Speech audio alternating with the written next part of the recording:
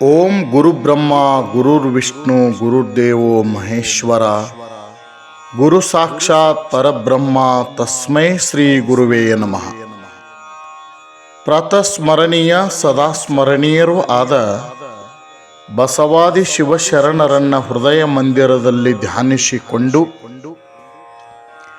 ಈ ನಾಡಿನ ಶ್ರೇಷ್ಠ ಯತಿಗಳ, ಬುದ್ಧಿಜೀವಿಗಳ, ಮಹಾತ್ಮರ, ಸಾಧು ಸಂತರ ಪಾದಾರವಿಂದಕ್ಕೆ ಕೋಟಿ ಕೋಟಿ ಭಕ್ತಿಯ ನಮನಗಳನ್ನು ಸಲ್ಲಿಸುತ್ತಾ ತಮ್ಮೆಲ್ಲರ ಪವಿತ್ರ ಅಂತರಾತ್ಮಕ್ಕೆ ದೀರ್ಘದಂಡ ಪ್ರಣಾಮಗಳು. ಆತ್ಮೀಯರೇ, ಈ ಪ್ರಪಂಚದಲ್ಲಿ ಗುರುವಿನ ಸಾಮರ್ಥ್ಯವನ್ನು, ಗುರುವಿನ ಶಕ್ತಿಯನ್ನು, ಗುರುವಿನಲ್ಲಿರುವಂಥ ಅಗಾಧತೆಯನ್ನು ಯಾರೂ ಮೀರಲು ಸಾಧ್ಯವಿಲ್ಲ. ಗುರುವೇ ದೇವರು ಅನ್ನುವಂಥ ಅರ್ಥದಲ್ಲಿ ನಾವು ಕಲ್ಪಿಸಿಕೊಳ್ಳಬೇಕಾಗ್ತದೆ. ಗುರು ಎನ್ನುವ ಶಬ್ದ ಅಷ್ಟು ಶ್ರೇಷ್ಠವಾಗಿರುವಂಥದ್ದು. ದೇವರಿಗೂ ಸಹ ಗುರು ಎಂದು ಕರೀತಾರೆ. ಪರಮಾತ್ಮನೇ ಎಲ್ಲರಿಗೂ ಗುರು ಅಂಥೇಳಿ ಪತಂಜಲಿ ಮಹರ್ಷಿಗಳು ಸಾವಿರಾರು ವರ್ಷಗಳ ಹಿಂದೆ ಹೇಳಿರುವಂಥ ಮಾತು. ನಿಜವಾಗಿಯೂ ದೇವರೇ ಈ ಜಗತ್ತಿನ ಗುರು. ದೇವರು ಗುರು ಎಂದಾಗ ಗುರುಗಳು ದೇವರು ಎಂದಂತೆ ಆಯಿತು. ಅದಕ್ಕಾಗಿ ಗುರುಗಳಾದವರು, ಬೋಧಿಸುವವರು, ಪಾಠ ಪ್ರವಚನ ಮಾಡುವವರೆಲ್ಲರೂ ದೇವರಂತೆ ಇರಬೇಕೆಂದು ಅರ್ಥವಾಗ್ತದೆ. ದೇವರು ಎಂದರೆ ಸರ್ವಜ್ಞನು, ಜ್ಞಾನಪೂರ್ಣನು. ಅದಕ್ಕಾಗಿ ಗುರುಗಳಾದವರು ಯಾವಾಗಲೂ ಜ್ಞಾನವನ್ನೇ ಪ್ರೀತಿಸಬೇಕು, ಜ್ಞಾನವನ್ನೇ ಆರಾಧಿಸಬೇಕು, ಜ್ಞಾನವನ್ನೇ ಉಸಿರಾಡಬೇಕು.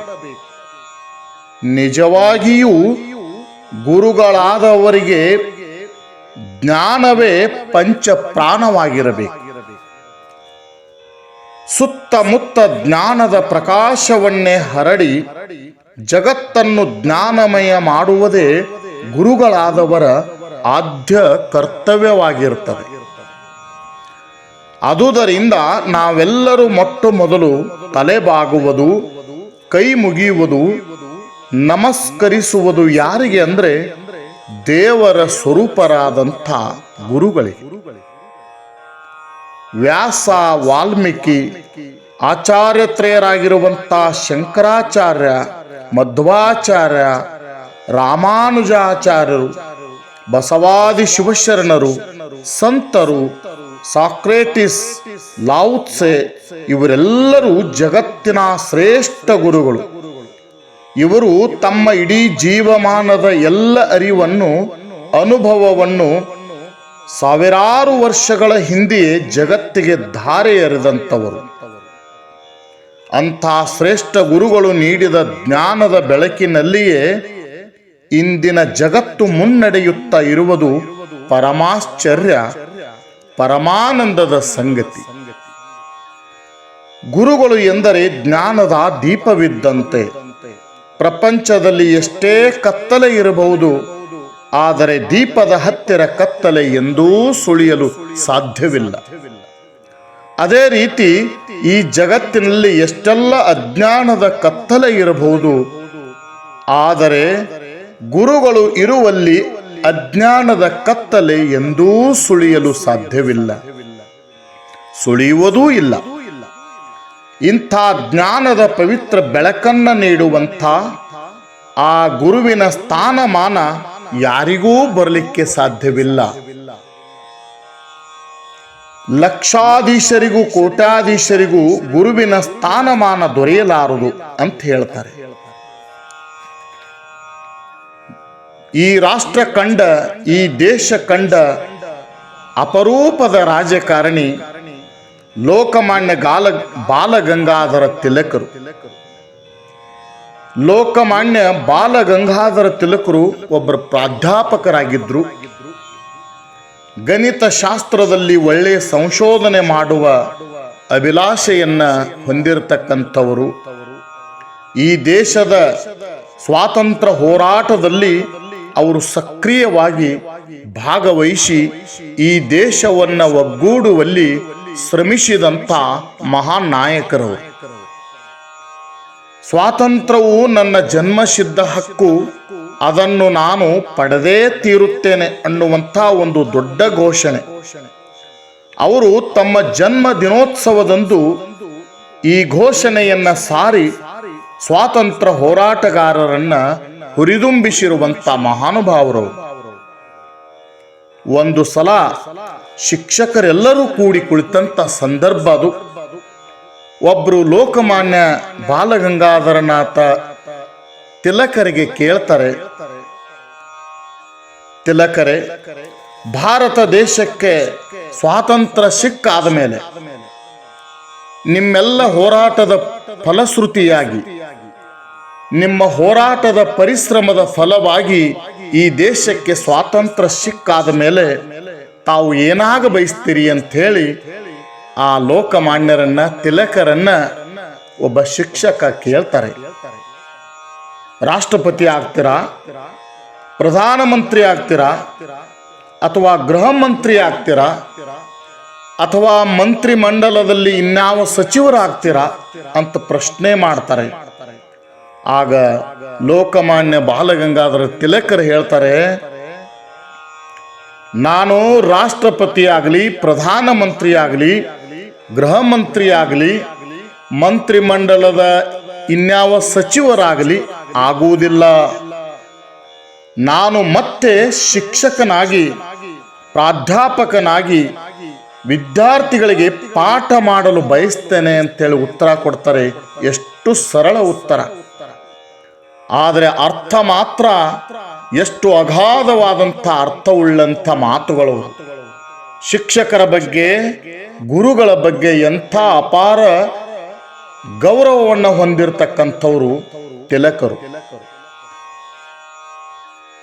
ಅವರನ್ನ ಯಾರೂ ವಿರೋಧ ಮಾಡ್ತಿರ್ಲಿಲ್ಲ. ಅವರು ಮನಸ್ಸು ಮಾಡಿದರೆ ಏನಾದರೂ ಆಗಬಹುದಾಗಿತ್ತು, ಯಾವುದಾದ್ರೂ ಈ ದೇಶದ ಅತ್ಯುನ್ನತ ಹುದ್ದೆಯನ್ನು ಅಲಂಕರಿಸಬಹುದಾಗಿತ್ತು. ಆದರೆ ಅವರು ಎಲ್ಲ ಉನ್ನತ ಪದವಿಗಳನ್ನು ಬಿಟ್ಟು ನಾನು ಶಿಕ್ಷಕನಾಗುತ್ತೇನೆ, ನಾನು ಪ್ರಾಧ್ಯಾಪಕನಾಗುತ್ತೇನೆ ಅಂತ ಹೇಳಿ ಉತ್ತರ ಕೊಡ್ತಾರೆ. ನಿಜವಾದ ಗುರುತ್ವ ಎಂದರೆ ಇದು ನೋಡಿ. ಇಂಥ ಅವಕಾಶ ಬೇರೆಯವರಿಗೆ ಸಿಕ್ಕಿದ್ದರೆ ಅವರು ಶಿಕ್ಷಕ ವೃತ್ತಿಯನ್ನು ತೊರೆಯಲು ತುದಿಗಾಲಿನ ಮೇಲೆ ನಿಲ್ತಿದ್ದರೇನೋ ಬಹುಶಃ. ಗುರು ಎಂದರೆ ಯಾರಿಗೂ ಕಡಿಮೆ ಅಲ್ಲ. ಎಲ್ಲರೂ ಗುರುಗಳ ಕೈಯಲ್ಲಿ ಕಲಿತೇ ಹೋಗ್ತಾರೆ. ಜಗತ್ತಿನಲ್ಲಿ ಎಂಥ ದೊಡ್ಡ ರಾಜ ಮಹಾರಾಜರೇ ಇರಲಿ, ಮಂತ್ರಿ ಮಹೋದಯರೇ ಇರಲಿ, ಅವರೆಲ್ಲರೂ ಗುರುಗಳ ಹತ್ತಿರ ಕುಳಿತು 4 ಅಕ್ಷರವನ್ನ ಕಲ್ತಿರ್ತಾರೆ. ಗುರುಗಳ ಹತ್ತಿರ ಕೆಲವು ದಿನಗಳವರೆಗಾದರೂ ಶಿಷ್ಯರಾಗಿರ್ತಾರೆ. ಇಂಥ ಗುರುವಿನ ಬೆಲೆ ಯಾರಿಂದಲೂ ಕಟ್ಟಲಿಕ್ಕೆ ಸಾಧ್ಯವಿಲ್ಲ. ಗುರುಗಳ ಸ್ಥಾನಮಾನವನ್ನ ಹಣದಿಂದ, ಪ್ರಶಸ್ತಿ ಪುರಸ್ಕಾರಗಳಿಂದ ಅಳಿಲಿಕ್ಕೆ ಆಗುವುದಿಲ್ಲ. ಭಾರತ ರತ್ನ ಪ್ರಶಸ್ತಿಯನ್ನು ಕೊಟ್ಟರೂ ಅದು ಗುರುತ್ವಕ್ಕೆ ಸರಿದೂಗಲಾರದು. ವಿದ್ಯಾರತ್ನಗಳನ್ನು, ಜ್ಞಾನರತ್ನಗಳನ್ನೇ ಶಿಕ್ಷಕರು ತಯಾರು ಮಾಡುವಾಗ ಅವರಿಗೆ ಯಾವುದೇ ಪ್ರಶಸ್ತಿ ಕೊಟ್ಟರು ಅದು ಕಡಿಮೆನೆ. ಗುರುಗಳೆಂದರೆ ದೇವರ ಸ್ವರೂಪರು. ಇಂಥ ಗುರುಗಳನ್ನ ಅವರ ಜೇಬನ್ನ ನೋಡಿ ಅಳತೆ ಮಾಡಬಾರದು. ಜೇಬು ಒಮ್ಮೆ ತುಂಬುತ್ತದ, ಮತ್ತೊಮ್ಮೆ ಖಾಲಿ ಆಗ್ತದೆ. ಇಂಥ ಜೇಬಿನಲ್ಲಿ ಎಷ್ಟು ಹಣ ತುಂಬಿದರೆ ಸಮಾಧಾನವಾಗ್ತದೆ ಹೇಳಿ? ಎಷ್ಟೇ ತುಂಬಿದರೂ ಬೇಕೆನಿಸ್ತದ, ವಿನಾ ಸಾಕೆನಿಸುವುದಿಲ್ಲ. ಅಂದಾಗ ಅಂಥ ಹಣದಿಂದ ನಾವು ಗುರುಗಳನ್ನು ಹೇಗೆ ಅಳೆಯುವುದು? ಸದ್ಗುಣಗಳಿಂದ ಅಂಥ ಗುರುಗಳನ್ನು ಅಳೆಯಬೇಕು ಪುಣ್ಯಾತ್ಮರೇ. ಗುರುವಿನಲ್ಲಿ ಅಂಥ ಒಂದು ಅಗಾಧವಾದಂಥ ಶಕ್ತಿ ಅದ. ಗುರುಗಳ ಕೈಯಲ್ಲಿ ಕಲಿತಿರುವಂಥ ವಿದ್ಯಾರ್ಥಿಗಳು ಎಂಥ ಈ ದೇಶದ ಅತ್ಯುನ್ನತ ಹುದ್ದೆಗಳನ್ನು ಅಲಂಕರಿಸ್ತಾರೆ. ಅಂಥವರನ್ನ ನಿರ್ಮಾಣ ಮಾಡುವ ಶಕ್ತಿ ಗುರುಗಳಲ್ಲಿ ಇರ್ತದೆ ಅನ್ನುವಂಥ ಭಾವ ನಮ್ಮದು. ಓಂ ಶಾಂತಿ.